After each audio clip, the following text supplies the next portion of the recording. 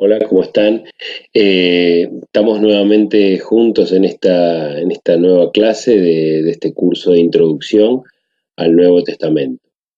Está de fondo de nuestra pantalla la ciudad de Jerusalén, una ciudad tan importante para nuestros textos, para la vida de Jesús, una ciudad en donde Jesús termina sus días y a donde llega, ¿no? Después de venir de su pueblo, de su Galilea natal, de su Galilea donde vivió toda su vida y empezó a forjar a sus discípulos y las sinagogas que frecuentaba y finalmente hacia el final de su vida llega a esta Jerusalén, si bien seguramente había venido para celebrar las fiestas. Algunos de estos textos cuentan, algunos de los textos en el Nuevo Testamento, en los Evangelios, cuentan la venida de Jesús en algunas ocasiones, pero su paso más importante es hacia el final de su vida, cuando él llega para predicar, para predicar su mensaje del reino y finalmente es apresado y encarcelado para juzgarlo y matarlo, ¿no? Con la muerte en cruz que conocemos. Entonces, esta es la ciudad de Jerusalén, que era muy imponente para los viajeros que venían a esta ciudad. Era una ciudad realmente en el contexto de la época muy majestuosa, que era conocida en la región por lo importante, ¿no? Que era la construcción esta que habíamos dicho que había construido Herodes el Grande, ¿no? Entonces, en el encuentro de hoy vamos a trabajar un poco y también continuar viendo un poco el contexto en que fueron escritos los evangelios. Vamos a ver un poco los grupos sociales que había en Israel. Por un lado tenemos el clero, ¿m? Y por otro lado el resto del pueblo. Había como una división muy clara, muy fuerte. Era un concepto de dignidad diferente entre los grupos sacerdotales, por así decir, y el resto de los creyentes, ¿no? El resto del pueblo judío. Este clero estaba dividido también en una cantidad de rangos bastante marcados, sobre todo en torno a Jerusalén, ¿no? Los sacerdotes, su misión principal era todo el trabajo del templo. Ahí se dividían, ¿no? En turnos que iban teniendo cada uno el tiempo de poder hacer sus sacrificios. Había un grupo de sumos sacerdotes que eran los que tenían mayor poder y eran los que tenían el poder político dentro de lo que le dejaban los romanos, ¿no? Y podían de esta manera ir creciendo en algún cierto manejo del poder político, siempre que no se excedan en las funciones que decidía el gobernante romano, ¿no? Hubo distintas épocas, como vimos en el nacimiento de Jesús, había un rey judío supuestamente, que era Herodes, si bien no era judío, bueno, al estar casado con una judía, había más o menos logrado ser nombrado rey de Israel. Israel en ese momento era un pueblo vasallo, entonces tenía cierta autonomía. Luego, cuando el hijo de Herodes ya se le va de las manos, ¿no? El manejo de la región, entonces es nombrado un protectorado romano, ¿no? Que es un poco menos que una provincia. Y ahí empezar a nombrar ya directamente ciudadanos romanos que eran los que manejaban el poder, ¿no? Entonces, según estos momentos, los sumos sacerdotes tenían más o menos poder en Jerusalén principalmente y en todo Israel. Había un sumo sacerdote que era el jefe de los sumos sacerdotes. Conocemos a Caifás en los días del juicio de Jesús, que era el principal, el que llevaba la voz del pueblo ante las autoridades romanas para discutir los que había que discutir con los romanos, a llevar los pedidos del pueblo por lo general. Si bien toda esta casta estuvo bastante acomodada con el gobierno de los romanos, ¿no? Recordemos que hacia el final, llegando al año 70, ahí ya los sacerdotes se oponen, o sea, se unen al resto del pueblo judío y se oponen al gobierno de Roma y hacen la revuelta que termina con la destrucción del templo en el año 70. Después estaban los otros sacerdotes, que estos eran los que por turnos iban haciendo los sacrificios, era muy importante, vivían en todo Israel. Recordemos que el sacerdocio era hereditario, tenían que pertenecer a una determinada familia. Eh, por momentos el sumo sacerdocio era vitalicio, por momentos dejó de serlo. Y estos sacerdotes tenían turnos y venían desde las provincias a hacer los sacrificios en el templo en el turno que les correspondía, además de estar presente en las fiestas importantes del pueblo. Tienen varios textos que estaría bueno que los vayan leyendo para ir ilustrando esto que voy diciendo. Y después, por último, estaban los levitas, que tenían distintas funciones. Los sacerdotes también tenían distintas funciones en el templo, guardianes del templo, bueno, los levitas se encargaban también de la música, de la limpieza del templo. Y bueno, estaban bastante bien marcadas las tareas que tenía que hacer cada uno. Por fuera del clero estaban los ancianos, eran las personas más importantes dentro del pueblo, eran los nobles, lo que podemos decir los nobles dentro del pueblo, que participaban del Sanedrín, ¿no? Que era este organismo que manejaba un poco las decisiones políticas y sociales dentro de Israel, y eran las clases más acomodadas dentro del pueblo, ¿no? Después están los escribas o maestros de la ley, fíjense que están por fuera del clero, ¿no? Eran los que conocían, sabían por supuesto leer y hablar en hebreo y leían los textos. Recordemos que Jesús fue mencionado maestro de la ley en los evangelios. Él pasaba a leer en las sinagogas y comentaba los textos, así que por muchos era reconocido como un maestro de la ley, ¿no? Jesús. Eran personas que tenían instrucción, por supuesto, pero que no estaban vinculadas exclusivamente con Jerusalén, estaban distribuidas por todo por toda la región de Israel, ¿no?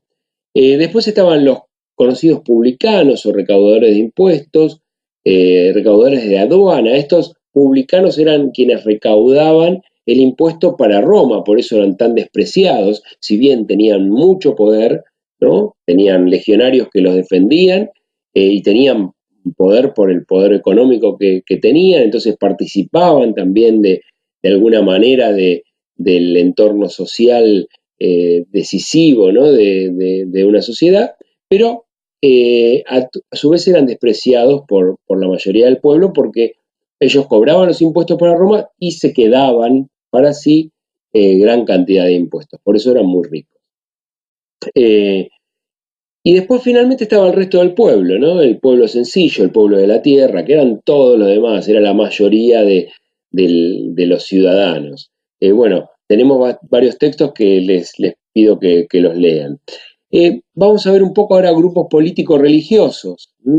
Teníamos un montón de grupos, por momentos los vamos a ver llamados sectas también, que no quiere decir secta por ahí, secta con un sentido despectivo, ni mucho menos, sino eran grupos distintos que participaban del pueblo. Recordemos que el judaísmo tenía expresión muy plural, ¿no?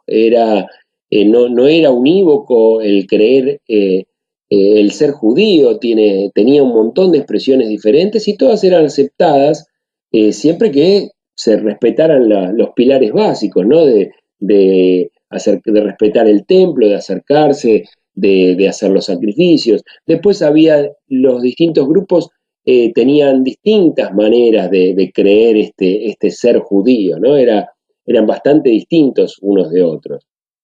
Tenemos el grupo de saduceos, que eran, como decíamos, era un grupo que era hereditario, eran la clase sacerdotal, venía de este grupo, del sacerdote Sadoc. Si bien no todos eran sacerdotes, la gran mayoría de los saduceos eran sacerdotes. ¿Sí? Eh, Estos están presentes hasta el momento de la destrucción del templo, que decíamos en el año 70. Luego de la revuelta de los judíos, los romanos destruyen el templo y parte de la ciudad, y ahí desaparece prácticamente el sacerdocio, desaparece el sacerdocio como tal, y los saduceos son eh, asesinados, ¿no? Porque eran uno de los grupos más líderes dentro de esa revolución. Habían tomado bastante poder durante el gobierno de los Seleucidas y lo continuaron, ¿no? Acomodándose durante el gobierno romano, también en el medio durante el periodo de los macabeos.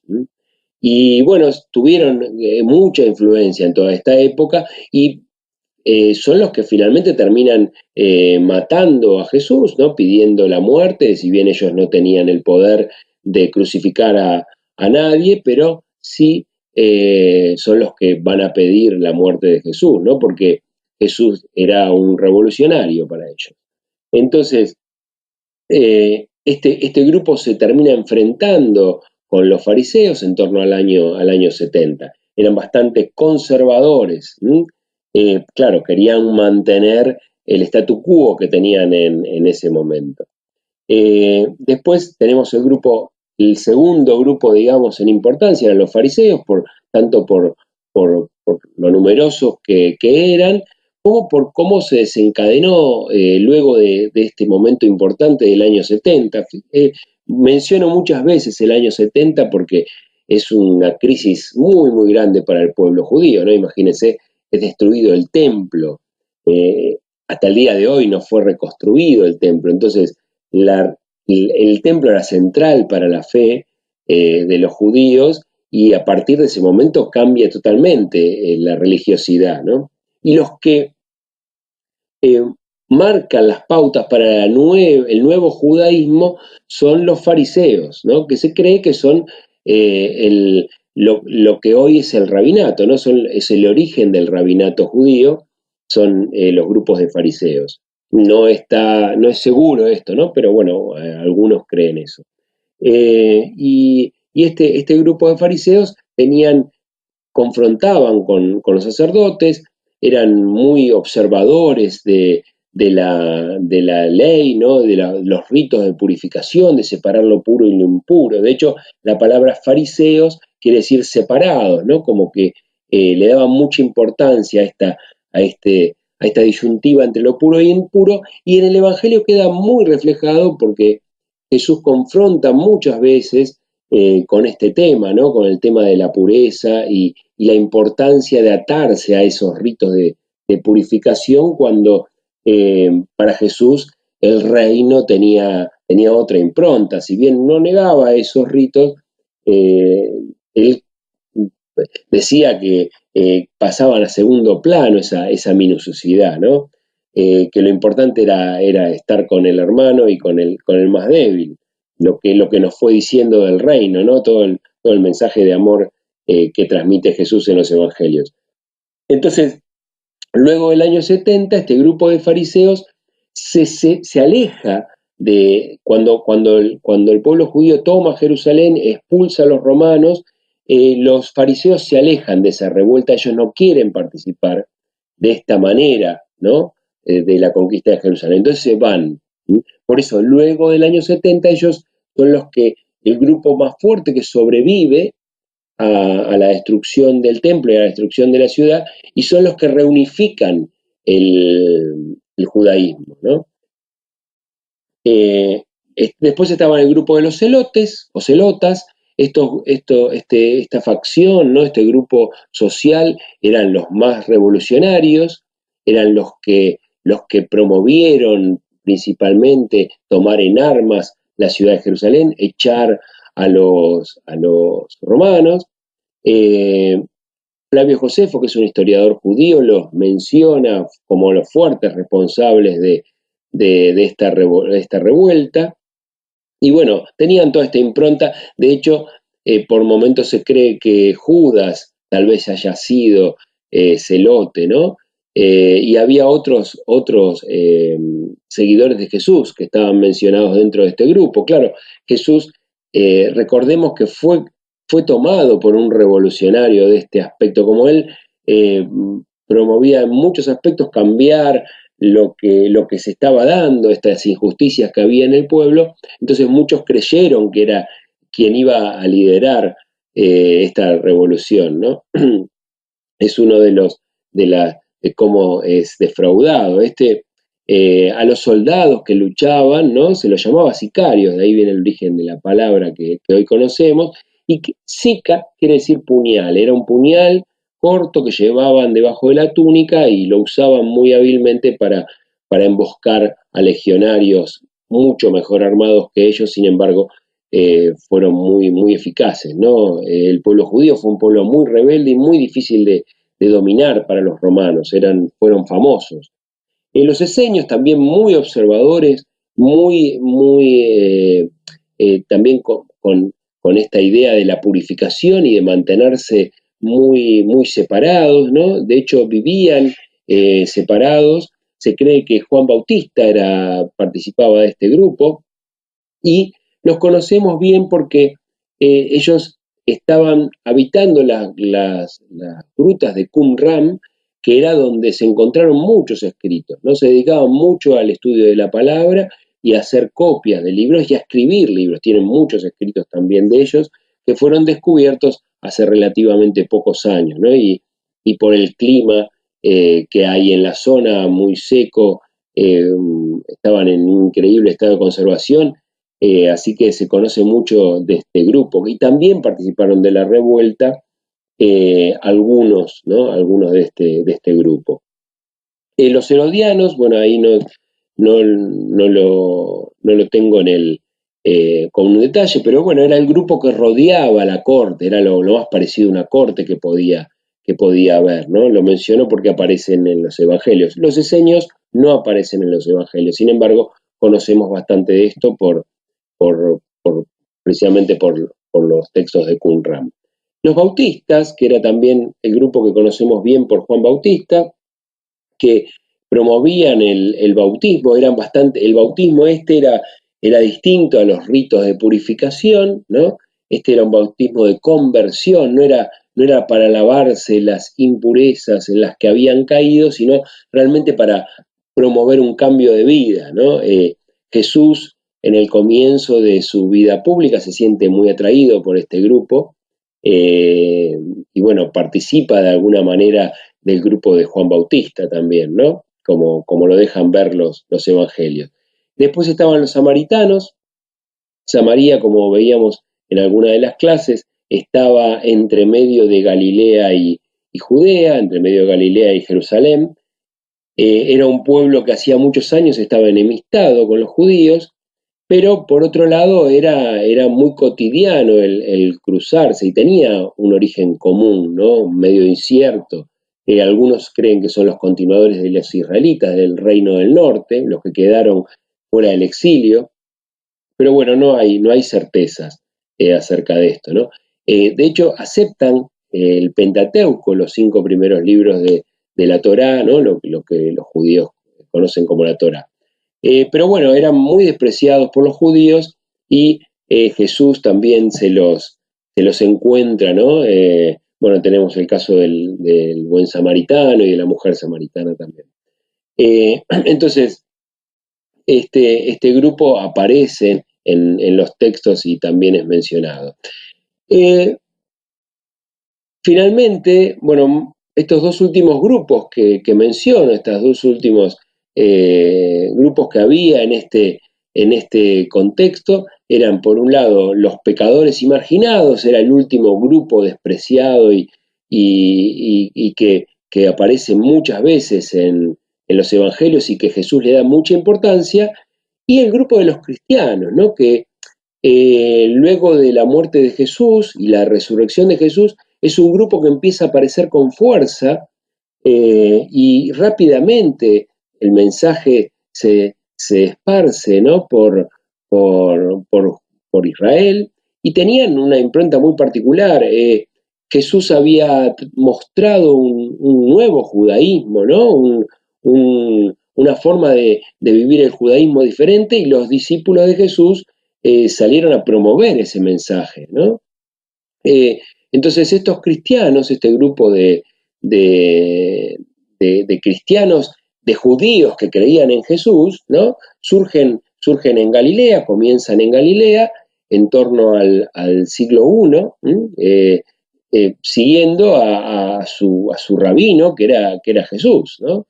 Jesús es el que los promueve e intenta enseñar esta idea de reino, que es una idea particular de interpretar las escrituras. Confrontan estos cristianos con los fariseos, ¿no? En la forma de interpretar las escrituras, obviamente el Antiguo Testamento, y los cristianos, bueno, luego de lo que experimentan como la resurrección de Jesús, ellos consideran que Jesús es el Mesías tan esperado por el pueblo, ¿no? Y como una particularidad muy grande, que es como el principal obstáculo para poder participar o poder unirse con los fariseos en el judaísmo, es la universalidad. Los primeros cristianos buscan llevar el mensaje de Jesús a todos los pueblos, no quedarse solo con los judíos, ¿no? Como que esta forma, el apóstol Pablo ve que esta forma de vivir el judaísmo es para todos, para llevar a todos los pueblos. Y esto es principalmente lo que los fariseos no quieren aceptar de los cristianos, ¿no? Entonces, en el año 70, en torno al año 70, perdón, en torno al año 90 más o menos, en lo que se llama el Concilio de Yamnia, los cristianos son definitivamente expulsados del judaísmo, formalmente, si bien ya estaban muy alejados, porque incluso habían sufrido persecuciones de los mismos judíos, ¿no? De los mismos fariseos. Tenemos el caso conocido de Pablo, que los perseguía, además de las persecuciones de los romanos. Entonces, estaban ya de hecho fuera del judaísmo, y formalmente terminan siendo expulsados todos aquellos que crean en Jesús, ¿no? Todos aquellos que crean que Jesús es el Mesías son expulsados del pueblo judío, ¿no? Entonces, las comunidades cristianas se expanden rápidamente con esta idea de llevar el mensaje del Evangelio a todas las naciones, y se expanden por todo el Imperio Romano, ¿no? La comunicación es favorecida y contagian esta nueva forma de vínculo con Dios. ¿Sí? Principalmente la contagian bueno, la alegría de este encuentro con Jesús resucitado es muy mencionada en los evangelios, y es un gran motivo de que muchos adopten la fe en Jesús. Eh, Ahí hay varios textos, les pido que los vayan leyendo. Después, bueno, el mensaje de esperanza, no solo de alegría, sino de esperanza, que esta tristeza, este sufrimiento que tenía mucha gente, llega a convertirse en alegría, ¿no? Llegará a convertirse en alegría, y de hecho hay historiadores, incluso del año 130, 140, historiadores romanos, que mencionan a los cristianos que habían metido estas ideas del cristianismo entre las gentes más humildes, entre los más pobres y las mujeres, ¿no? Me llamó mucho la atención siempre esta mención del historiador llamado Frontón, que menciona esto, ¿no? Como que estas comunidades cristianas metían estas ideas, ¿no? Estas ideas del reino de Dios, que nosotros llamamos reino de Dios, entre los más humildes y entre las mujeres, ¿no? Decía, aprovechándose de que eran de la debilidad de su sexo, ¿no? De las mujeres, dice textualmente la cita. Bueno, finalmente el Papa Francisco nos dice en Evangelii Gaudium que la alegría del Evangelio llena el corazón y la vida entera de los que se encuentran con Jesús. Entonces, quería terminar este encuentro con esta idea, ¿no? Que los cristianos fueron reconocidos por la alegría, y eso fue lo que captó a muchos a seguir la fe en Jesús. Bueno, nos vemos en la próxima clase, sigan con el foro y con todo el material que estamos promoviendo en la página, ¿no? Bueno, gracias.